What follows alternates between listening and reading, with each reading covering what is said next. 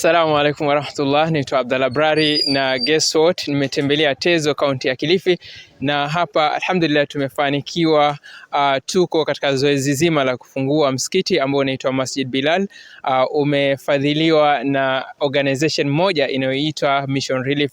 Mission Relief, mtazamaji, kama hauijui, ni moja kati ya zile organization ambazo mashallah zimekuwa zikifanya programs ama projects nyingi ndani ya Kenya na hata sehemu zingine za Afrika. Lakini pia sitawaambia mengi kuhusiana na Mission Relief. Nitapata yule ambaye atakuwa anatueleza mambo mengi yanayohusiana na Mission Relief.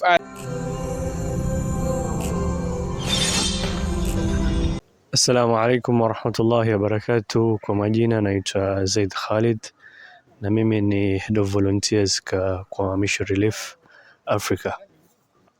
Mission Relief is an organization ambayo ilianza from the UK kuja kusaidia watu hasa Kenya, na Mission Relief iko na projects nyingi sana. Si ati kwa sababu leo tunakuja kufungua msikiti ati tuna projects ya msikiti peke yake, bali Mission Relief wako na projects nyingi sana, na pia last year tumelaunch projects zingine pia.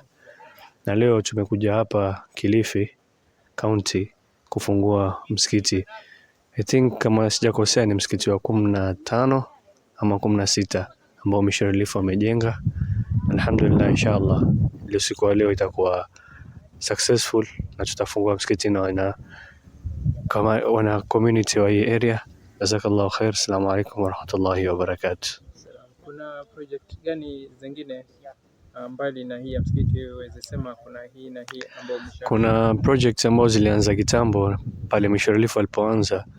Ya kwanza ni orphanage feeding programs, ya pili ni kujenga visima, ya tatu ni orphanage sponsorship, ya nne ni food packs, ya tatu ni zakat. Lakini pia mwaka huu tumelaunch project ya education project, na pia inshallah kila siku zikienda Mission Relief ikipanuka tutafanya projects nyingi na nyingi zaidi.